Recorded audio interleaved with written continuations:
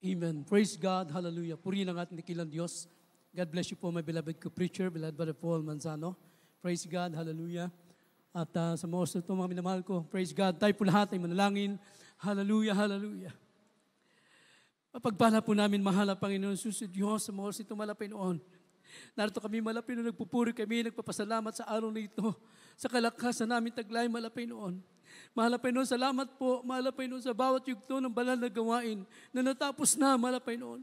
Higit ang pagkilos mo sa aming kalagitnaan, malapay noon, sa iyong matamis na presensya aming nadama, malapay noon, hallelujah. Malapay noon sa ganang aking wala akong magagawa. Ikaw maglagay ng mga salita sa aking mga labi, O Diyos, hallelujah. Sa unod dalangin ay puminamahal, ginagalay mga pastor lang isa mo, mga salita mo. Pagpalay mo ang bawat sa amin, malapay noon, hallelujah. O Diyos, sa pangalan mo, amin sinasaway ang lahat ng demonyo na pangalilangan, demons of hindrances, demons of belief and doubt, cast out in the name of Jesus.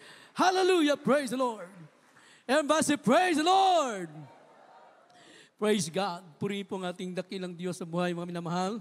Praise God. At ay po'y makabalik, mga minamahal, sa inyong mga kinapuhan. At bago lahat, ang pinakamataas na pagpupuri, pagluwalhati at pagsamba sa ating dakilang Diyos sa buhay. Amen? Palakpakan natin ang ating pinakamamalapay ng praise the Lord. At ganoon din po aking dobling paggalang, pagrespeto sa ating dearly beloved honorable pastor, evangelist Willie Estrada Almeda. Praise God, a man of God, a true prophet of God, mga minamahal. At ganoon din po sa mga beloved children ng ating mga pastor, mga beloved grandchildren and son-in-law, mga minamahal. Purihin po ang ating dakilang Diyos, mga minamahal, sa lahat po ng ating minamahal, mga kapatiran, ating mga baguhan, ating mga newcomers, ating mga webcast viewer. Purihin po ang ating dakilang Diyos sa araw na ito, mga minamahal. Praise God. Hallelujah. At tunay po na tayo'y pinagpala ng ating dakilang Diyos, mga minamahal, na kung paano ang ating paglilingkod, mga minamahal ko, ay napakahalaga sa harapan ng ating dakilang Diyos, mga kapatid. So ang mga apostol, mga kapatid, ay sinakripisyo nila ang lahat ng mga bagay. Katulad po ni Apostol Pedro, mga minamahal, ano po ang naging buhay niya, mga minamahal, praise God. Ang sabi ng Biblia, iniwan niya ang lahat at sumunod sa ating dakilang Diyos. Ating munang buksan ang ating book of ating unang aklat, dito po tayo sa book of Matthew chapter 19, verse 27. Kindly po sa ating mga Bible reader. The Gospel is Matthew chapter 19, verse 27. Then answered Peter and said unto him, Behold, we have forsaken all and followed thee. What shall we have therefore?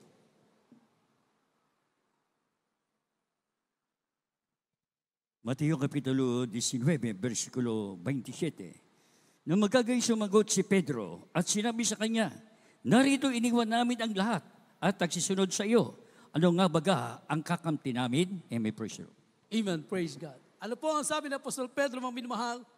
Behold, we have forsaken all and followed thee. Sabi niya,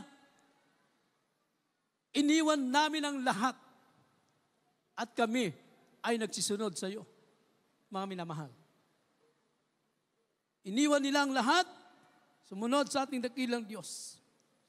So makikita po natin, doon po sa pagkatao ni Apostol Pedro, siya po ay napakasiguristang tao, mga minamahal. Kasi iniwan niya nga lahat eh. Tapos sumunod sa mahal na Panginoon. Katulad po natin, mga minamahal. Katulad ng ating minamahal at ginagalang ating mahal pastor, ating beloved pastor. Nung sila'y tawagin ng mahal na Panginoon, iniwanan ang lahat ng bagay na sanlibutan, mga minamahal. Ang magagandang oportunidad sa sanlibutan na naghihintay sa kanila. Nasa paningin ng tao, pwede kang tumanyag, matanyag, pwede kang makilala sa buong mundo, magkaroon ng kapangyarihan, mga minamahal. Pero lahat ng ito ay tinalikuran nila, mga minamahal ko, alang-alang sa pagsunod sa ating dakilang Diyos na buhay. Praise God. Kaya ang sabi ng Apostol Pedro, iniwan naming lahat. Ano ba ang kapalit nito, mga minamahal? So, mga bagay na iniwan nila, ang mga bagay na pwedeng humadlang sa kanila sa paglilingkod sa Diyos, mga minamahal. Dahil hindi ho tayo makapaglilingkod sa mahal na Panginoon kung hindi natin iiwanan ang mga bagay na pwedeng umadlang sa iyo para sumunod sa ating dakilang Diyos. Unang-una, mga minamahal ko, kailangan muna natin talikuran yung ating sarili. Sabi ng Biblia, let him deny himself. Atin muna buksan ang book of Luke chapter 9, verse 23. The Gospel of Luke chapter 9, verse 23. And he said to them all, if any man will come after me, let him deny himself and take up his cross daily and follow me.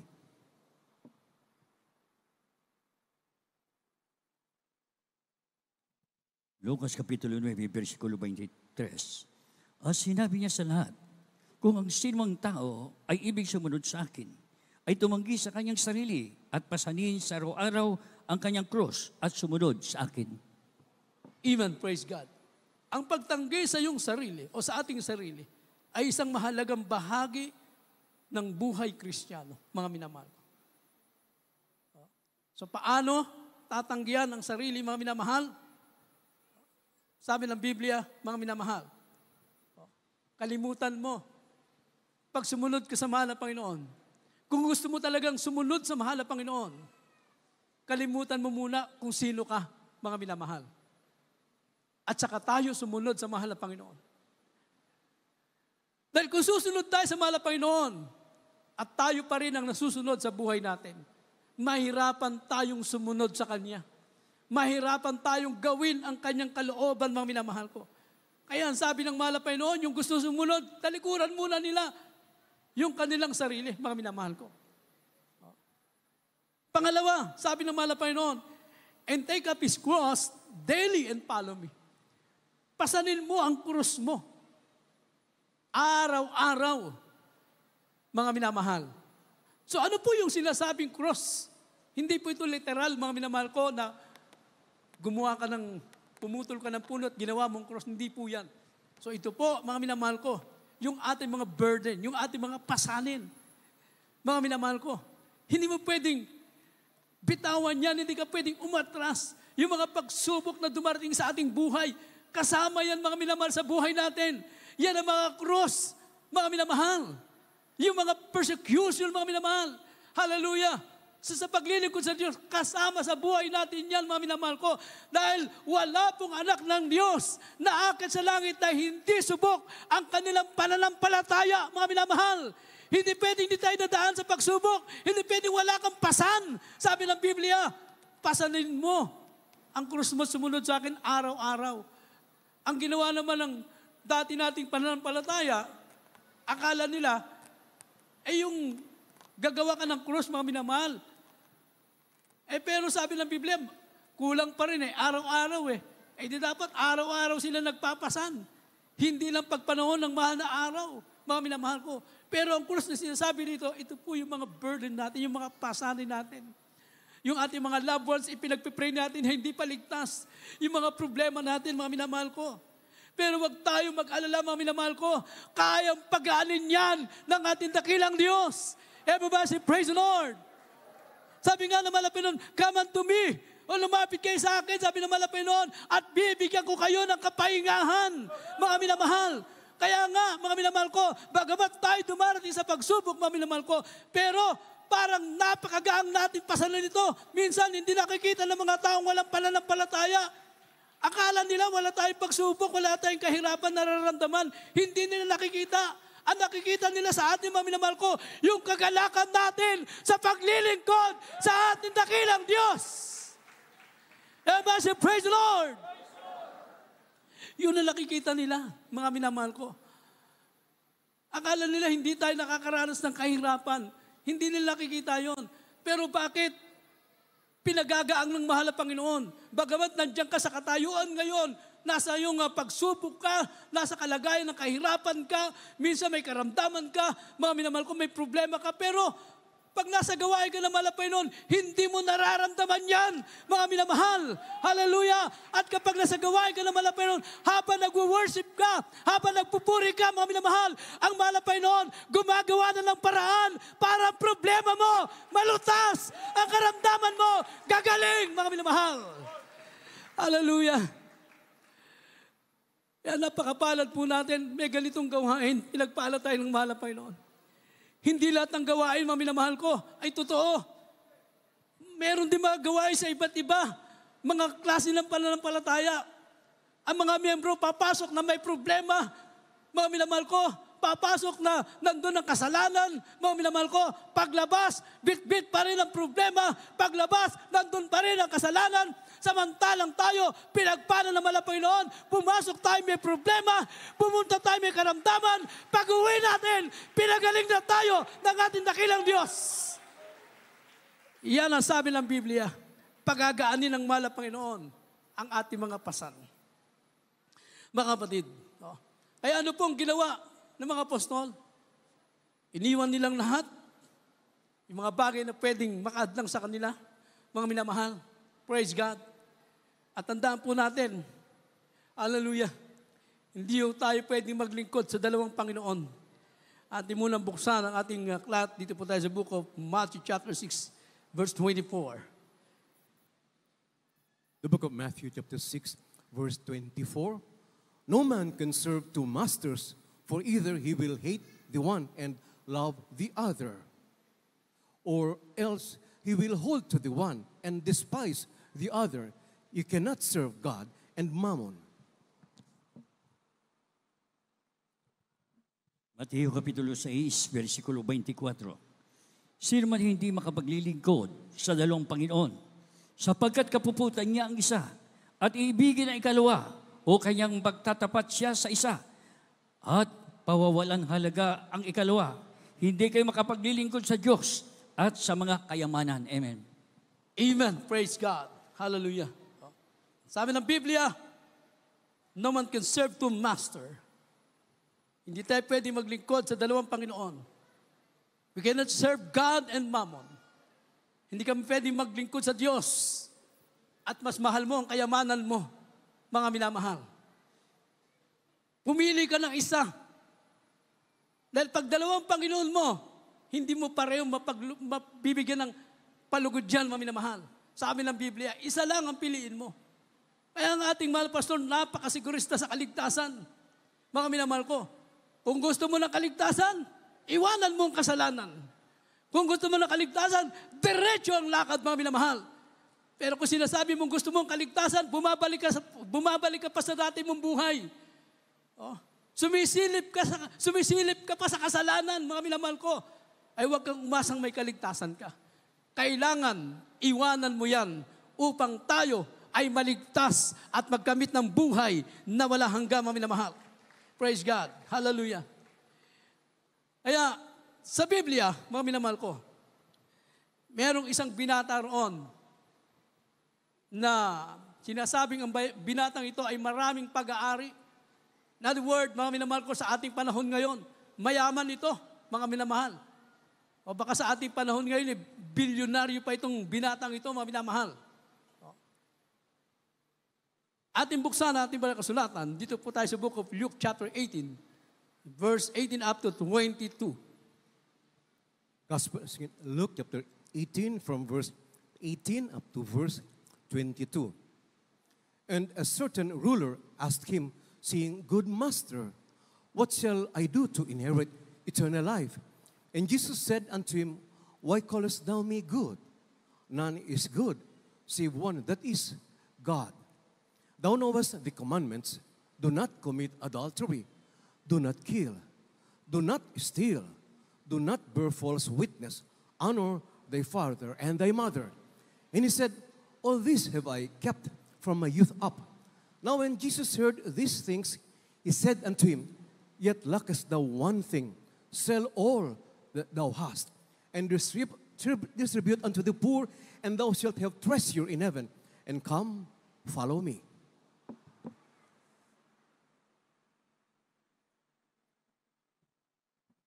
Lucas Kapitulo 18, versikulo 18 hanggang 22.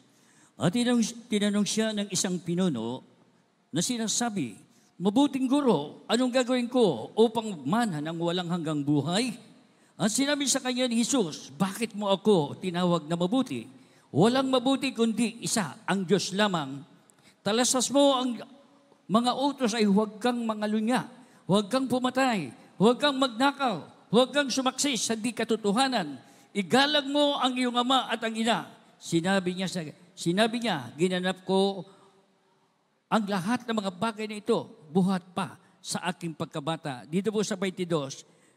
At nang marinig ito ni Jesus, ay sinabi niya sa kanya, "Isang bagay pa ang kulang sa iyo. Ipagbili mo ang lahat mong tinatangkilik at ipamahagi mo sa mga duka at magkakaroon ka ng kayamanan sa langit at pumarito ka, sumunod ka sa akin." Amen. Praise the Lord. Amen. Palakpakan muna natin dakilang Diyos. Yung binata na yon, mga minamahal ko, gusto niyang matiyak ang kanyang kaligtasan. Kaya lumapit siya sa mahal na Panginoon. Nararamdaman niya, parang may kulang pa. Bagamat sinabi niya na mula pa sa kanyang pagkabata, ay itinuro na ng magulang sa kanya mga utos. Huwag kang papatay, huwag kang magnakaw, huwag kang mangalunya, mga minamahal. So lahat ng mga utos ay itinuro sa kanya at iminulat sa kanya ng kanyang mga magulang. Pero sa pagkakataong yun, mga minamahal ko, nung makita niyang ating mahal na Panginoon Jesus, siya lumapit. Bakit? Sapagkat alam niya na may kulang pa sa kanya. Hindi pa siya sigurado, mga minamahal. Kaya nga nagtatanong siya sa mahal na Panginoon. Subalit ang mahirap sa kanya, mga minamahal ko, ay hindi niya kayang tanggihan ang mga bagay sa sanlibutan. Hindi niya kayang tanggihan ang kayamanan ng sanlibutan. Malinaw na sinabi ng mahal na Panginoon. Hallelujah. Praise God. Na ang sabi ng mahal na Panginoon, ipagbili mo ang kayamanan mo at ipamigay mo sa mga mahihirap at magkakaroon ka ng kayamanan sa langit. Mga minamahal, hindi niya nabigyan ng pansin na kapag ginawa niya yon, ang sabi ng mahal na Panginoon, magkakaroon ka ng kayamanan sa langit. Palakpakan muna natin ang mahal na Panginoon. Praise God. Sinong gustong magkaroon ng kayamanan sa langit, taas ang kamay. Gusto niyo magkaroon ng kayamanan sa langit? Sabi ng Biblia, sabi ng mahal na Panginoon sa binata, ipagbili mo at ibahagi mo ang iyong kayamanan. Mga minamahal ko. Sa pagkakataong ito, mga kapatid, tinitingnan lang ng mahal na Panginoon, nasa ng puso niya. Mga minamahal, tinitingnan ng mahal na Panginoon, ano ang mahalaga sa kanya? Ang kaligtasan ba niya? Ang kayamanan ba sa langit? O ang kayamanan sa sanlibutan ito? Mga minamahal. Subalit ang binata na yon, nakita ng mahal na Panginoon, hindi siya talagang handang sumunod sa mahal na Panginoon. Nakita ng mahal na Panginoon, mas inibig niyang kayamanan. Samantalang pag nagbigay ka sa mahal na Panginoon, imposibleng hindi papalitan niya ng ating dakilang Diyos. Everybody praise the Lord. Ito po mga kapatid, sabi ng Biblia, lahat ng kanyang kayamanan ipagbili, ipamigay. Lahat ito Pero sa atin minsan, yung tithes and love offering lang natin, iba nang hinayang pa. Mga minamahal. Kung sabihin ng mahal na Panginoon ngayon, ipagbili mo ang iyong kayamanan. Mga minamahal. Paano ito? Pero tinitingnan lang ng mahal na Panginoon, nasa ng puso natin. Nasa kayamanan ba? O nasa pangako ng ating dakilang Diyos? Mga kapatid, tandaan po natin, pag ginawa natin yan, imposibleng hindi babalik ng mahal na Panginoon yan. Sabi ng Biblia, kung ang buhay ko nga, sabi ng mahal na Panginoon. Romans chapter 8 verse 32. Praise God. Ano buksan? Dito na tayo sa Roma, Kabanatang 8:32. The book of Romans chapter 8 verse 32. He that spared not his own son, but delivered him up for us all, how shall he not with him also freely give us all things?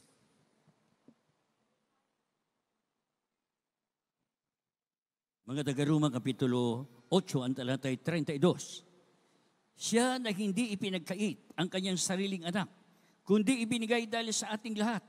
Bakit hindi naman ibibigay sa atin ng walang bayad ang lahat ng mga bagay? Amen. Praise the Lord. Amen. Puri ng mahal na Panginoon. Sabi ng mahal na Panginoon, ibinigay ko nga ang sarili ko. Mga minamahal, tandaan po natin, hindi po tayo nakarating sa gawain na to kung walang nagbigay ng buhay para sa ating kaligtasan. Mga minamahal, kung hindi binigay ng mahal na Panginoon ang kanyang sarili para katubusan ng ating kasalanan, wala na tayo ngayon, mga minamahal ko.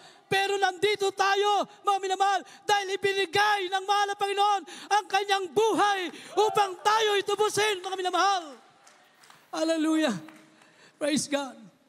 Yan sabi ng mahal na Panginoon, sabi doon sa mayaman, ipagbili mo at magkakaroon ka ng kayamanan sa langit. Natakot siya. Mga minamahal ka, sumunod sa mahal na Panginoon kasi baka magutom siya. Mga minamahal. Oh. Natakot magbigay. Mga minamahal, akala niya magugutom siya. Hindi niya alam, mga minamahal ko, pag ginawa niya yun, higit pa, mga minamahal ko, ang naghihintay sa kanya na pagpapala ng ating dakilang Diyos na buhay.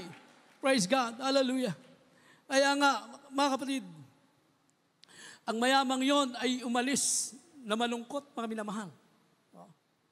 Dahil hindi niya nasunod ang ating dakilang Diyos. Kaya sa Apostol Pedro, mga minamahal, hallelujah,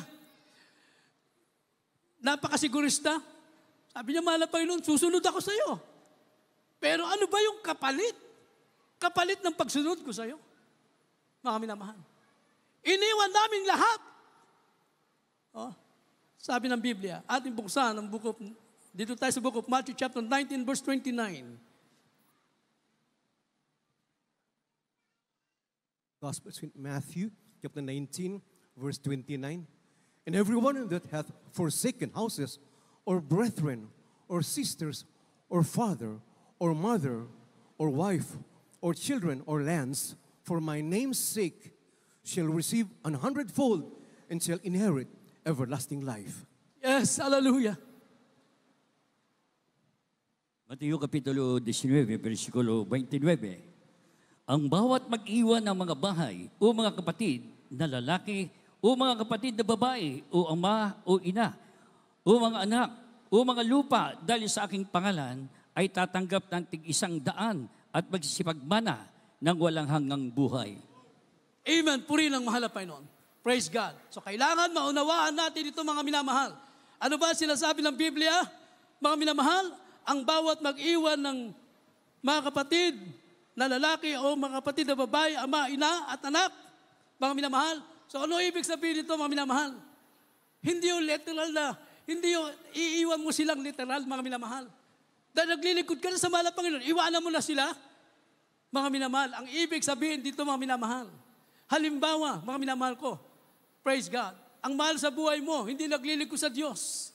Hinahadlangan ka. Ikaw na alam mo ang katotohanan, alam mo ang kaligtasan, ikaw ba'y magpapahadlang sa kanila, mga minamahal? Alam mo na ang paglilingkod mo, ikaw'y magmamana ng kaharian ng Diyos. Hindi ka magpapahadlang. Hindi ibig sabihin, iiwan mo sila, kundi, mga minamahal, hindi ka susunod doon sa kagustuhan nila na pinipigilan ka maglingkod. Dahil kung ikaw'y maglingkod, mga minamahal, sabi ng ating mga pastor, base sa Biblia, isa lang ang maglingkod sa buong sambahayan. Hallelujah! Ililigtas din naman ang ating mga mahal sa buhay na hindi paligtas. Pero may kondisyon. Nag-iisa ka na nga lang, naglilingkod sa mahal na Panginoon. Palamig-lamig ka pa. Paano sila maligtas? Kaya kung sila hindi paligtas, ikaw ngayon na nakakilala sa mahal na Panginoon, magpakainit ka sa paglilingkod sa Diyos. At darating ang panahon, makakasama natin sila sa paglilingkod sa Diyos, mga minamahal. Ang mahal na Panginoon gagawa ng kaparaanan. Everybody say, praise the Lord. Praise God, gagawa siya ng paraan, mga minamahal, para sila'y iligtas ng ating pinakamamahal na Panginoon. Praise God. At tulad ng aking kapatid sa Amerika, mga minamahal, hallelujah. Matagal na hindi naglingkod sa mahal na Panginoon. Praise God. Anong ginawa ng mahal na Panginoon? Ginawa ng mahal na Panginoon, nagkasakit siya. Nung nagkasakit siya, mga minamahal, Nasa Amerika siya, mga minamahal. Praise God, pinag-pray namin sa unat dalangin ng mga pastor through internet, mga minamahal. Nagkaroon ng bukol sa bituka, mga minamahal. Nung matapos kami mag-pray, mga minamahal, 2017, Pasko po yun, pagdating ng bagong taon, bigla siyang tumawag. Sabi niya, may himalang nangyari. Sabi ko, ano nangyari? Kasi nung tumawag siya, sabi niya may sakit siya. 1 linggo na lang, operahan siya dahil may bukol sa bituka. Nung may pag-pray, mga minamahal, praise God, pagdating ng bagong taon, sabi niya, may himalang nangyari. Sabi ko, anong himalang nangyari? Mga minamahal, ang sabi niya, hindi na ako operahan, nawala ang bukol sa bituka ko. Mga minamahal ko.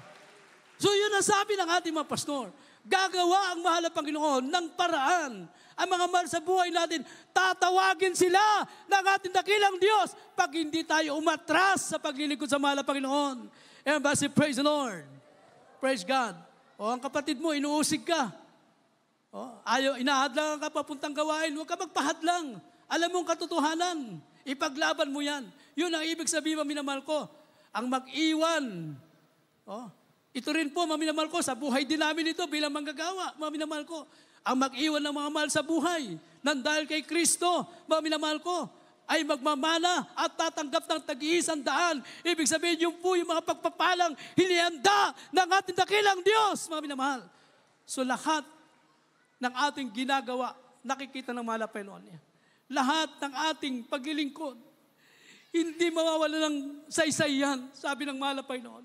Sabi ng mahal na Panginoon sa Kanya, mga minamahal ko, magkakaroon tayo ng buhay na wala hanggang, mga minamahal. Palakpakan natin ang mahal na Panginoon. Basahin natin ang uling talata bago tayo umawit, mga minamahal. John chapter 12, verse 26. The book of John chapter 12, verse 26. If any man serve me, let him follow me. And where I am, there shall also my servant be. If any man serve me, him will my Father honor.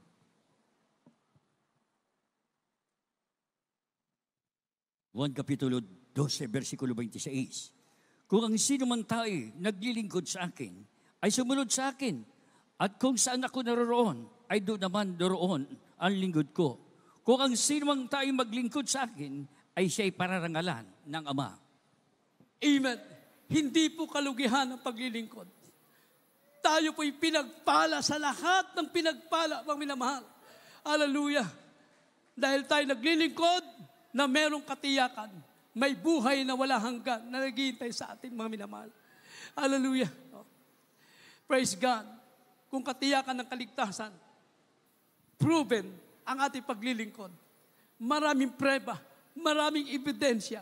Sabi ng mga pastor, dito pa lang sa lupa, alam natin na tayo magmamana ng buhay na wala hanggan, mga minamahal. Hallelujah. Awitan natin ang mahal na Panginoon. Isang bagay napakalaga. Mga minamahal ko, ito ang pangako ng ating dakilang Diyos. Na kung tayo ay maging tapat sa paglilingkod sa mahal na Panginoon, sasabihin ng ating mahal na Panginoon, anak, naging tapat ka sa akin. Pumasok ka sa aking tahanan, mga minamahal. So ito po ang inihintay natin sa paglilingkod sa mahal na Panginoon. Anytime, mga minamahal, hindi natin alam kung kailan babalik ang mahal na Panginoon. Di natin alam kailan matatapos ang buhay natin. Pero ang pinakamahalaga, tayo nakatitiyak na tayo ay tagapagmana ng buhay na walang hanggang, mga minamahal. Awitan natin ang mahal na Panginoon. Hallelujah. Praise God. Tunay na pakabuti ng mahal na Panginoon sa buhay natin. Hallelujah, hallelujah. Walang pag-alinlangan, tiyak ang kaligtasan. Mga minamahal, iniwanan natin lahat, mga bagay sa libutan ito, mga minamahal, mga kalayawan, at tayo sumunod sa mahal na Panginoon. Sabi ng mahal na Panginoon, tayo magmamana ng kaharian ng Diyos. Hallelujah. Praise God. Hallelujah.